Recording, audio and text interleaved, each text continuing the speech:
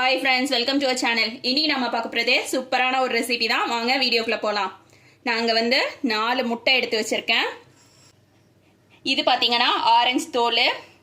இந்த மாதிரி ஆரஞ்சுல நம்ம துருவுனோம்னாக்கா இந்த மாதிரி வந்துரும். அதோட தோல் தான் எடுத்து வச்சிருக்கேன். ஆரஞ்சு எசன்ஸ் எடுத்து வச்சிருக்கேன். பேக்கிங் பவுடர், மைதா, சீனி, எண்ணெய்க்கு பதிலாக நீங்கள் வெண்ணெய் கூட எடுத்துக்கலாம். நான் இன்னைக்கு எண்ணெயில் தான் செய்ய போகிறேன். இதோட அளவுகள் எல்லாமே நான் டிஸ்கிரிப்ஷன் பாக்ஸில் கொடுக்குறேன், செக் பண்ணிக்கோங்க. ஃபர்ஸ்ட் நம்ம வந்து எக்கு பீட் பண்ணிக்கலாம்.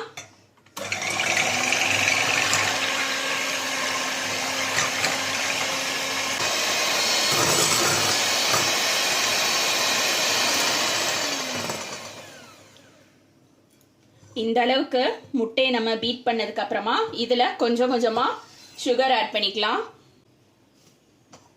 சுகர் ஆட் பண்ணோனையும் பீட்டர் போட வேண்டாம். உடனே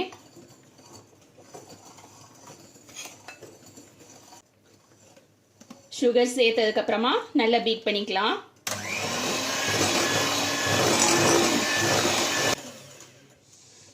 நம்ம முட்டையும் சீனியும் நல்லா பீட் பண்ணியாச்சு. இதுல எண்ணெய் சேர்த்துக்கலாம்.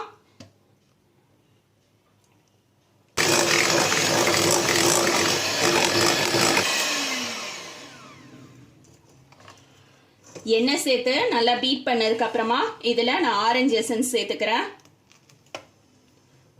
உங்ககிட்ட ஆரஞ்சு எசன்ஸ் இல்லைன்னா அதுக்கு பதிலாக நீங்க வெனிலா எசன்ஸ் சேர்த்துக்கலாம்.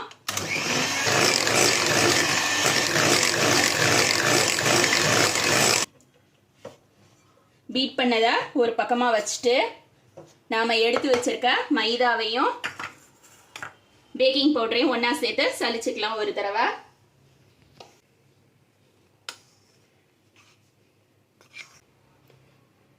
ஸ்ட்ரெயினர்ல மைதா போட்டுட்டேன். இப்போ பேக்கிங் பவுடர் போடுறேன்.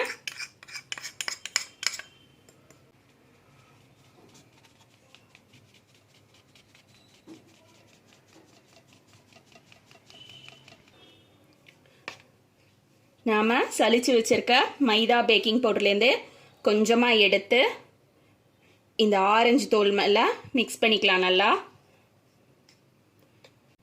மிக்ஸ் பண்ணி இது ஒரு பக்கமா வச்சிடலாம்.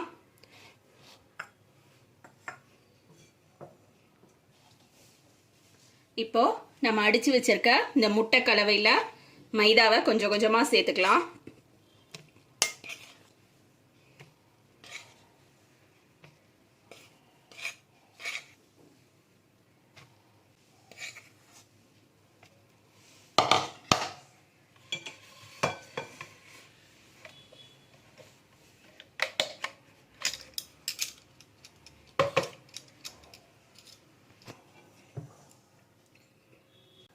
முட்டை இதில் மைதா சேர்த்ததுக்கு அப்புறமா நம்ம எக் பீட்டர் வச்சு பீட் பண்ணக்கூடாது. கேக் வந்து ஹார்டாக போயிடும். இந்த மாதிரி ஒரு ஸ்பேட்லா இல்லை கரண்டி ஏதாவது வச்சுட்டு அதால தான் மிக்ஸ் பண்ணணும்.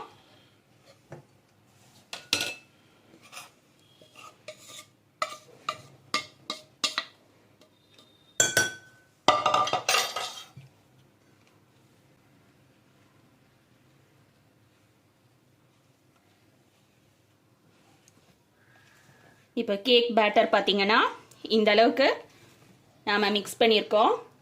இப்போ நம்ம எடுத்து வச்சிருக்க இந்த ஆரஞ்சு தோல் கொஞ்சமாக சேர்த்துக்கலாம். கொஞ்சமாக எடுத்து வச்சுட்டு மீதி எல்லாமே சேர்த்துக்கலாம். இது எதுக்காகனா கேக்கில் மேலால் போடுறதுக்கு. இந்த அளவு தான் நான் எடுத்து வச்சிருக்கேன்.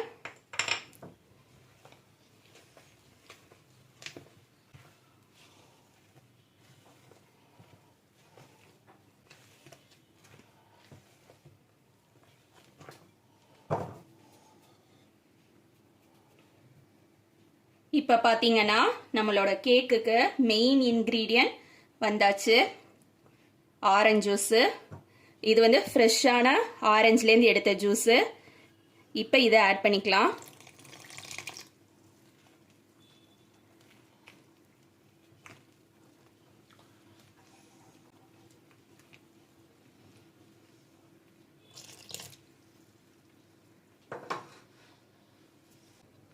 ஆரஞ்சு ஜூஸ் சேர்த்ததுக்கப்புறம் பாருங்கள் இந்த அளவுக்கு கன்சிஸ்டன்சி இருக்கணும். ரொம்ப ட்ராப்பிங் கன்சிஸ்டன்சி இருக்கக்கூடாது, ரொம்ப திக்காகவும் இருக்கக்கூடாது பேட்டரு. இதுதான் அதோட கரெக்டான அளவு. இந்த மாதிரி ஏதாவது ஒரு மோல்டு எடுத்துக்கோங்க. உங்கள் வீட்டில் என்ன மோல்டு இருக்கோ அதை எடுத்துக்கோங்க. அதில் கொஞ்சமாக எண்ணெய் இல்லை வெண்ணெய் அப்ளை பண்ணிவிட்டு மைதா போட்டு டஸ்ட் பண்ணிக்கோங்க.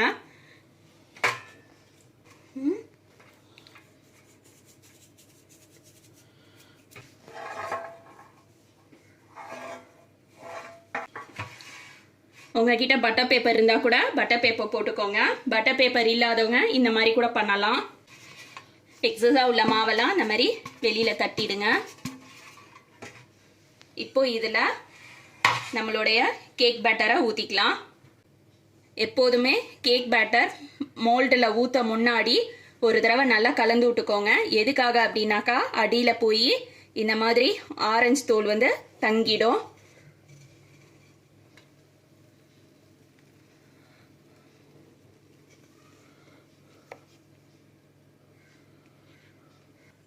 கேக் மோல்டில் மாவு ஊற்றும் போதே இந்த அளவுக்கு கேப் கொடுக்கணும். இப்போ நம்ம எடுத்து வச்சிருக்க இந்த ஆரஞ்சு தோலை மேலால் போட்டுக்கலாம். ஒரு தடவை லைட்டாக டேப் பண்ணிக்கலாம். ஏர் பபிள்ஸ் இருந்ததுன்னா வெளியில் வந்துடும். இப்போ நம்மளோட ஆரஞ்சு கேக் பேட்டரை அவனில் வைக்க போகிறேன். 180 டிகிரி சென்டிகிரேட்டில் 40 மினிட்ஸ் வைக்க போகிறேன். உங்கள் அவனுக்கு தகுந்த மாதிரி நீங்கள் டைம் செட் பண்ணிக்கோங்க. இதை வச்சுட்டு கேக் ரெடி ஆனதுக்கப்புறம் எடுத்து காட்டுறேன். இப்போ பார்த்தீங்கன்னா நம்மளோட கேக் வந்து ரெடி ஆயிடுச்சு. குத்தி காட்டுறேன் பாருங்க. டூத்பிக்கில் எந்த பீஸும் இல்லை. இது கொஞ்சம் ஆறட்டும். ஆறுனதுக்கப்புறம் நம்ம டீமோல்ட் பண்ணிடலாம். இப்போ பார்த்தீங்கன்னா நம்மளோட கேக் வந்து நல்லா ஆறிடுச்சு. ஓரத்தையெல்லாம் நம்ம அந்த மாதிரி லேசாக இழுத்து விட்டுக்கலாம். இப்போ இதை வந்து நம்ம டீமோல்ட் பண்ணிக்கலாம்.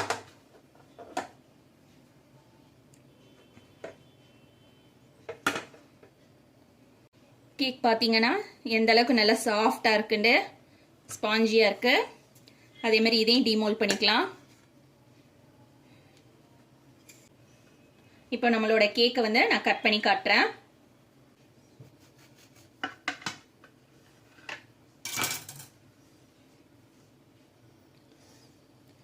கேக் பாருங்க நல்லா சாஃப்டாக இருக்குது, ஸ்பாஞ்சியாக இருக்குது. நம்ம ஆரஞ்சு ஜூஸ் சேர்த்துருக்கதால ரொம்ப டேஸ்டாக இருக்கும் கேக்கு. இதே மாதிரி நீங்களும் உங்கள் வீட்டில் செஞ்சு பாருங்கள். தேங்க்ஸ் ஃபார் வாட்சிங்.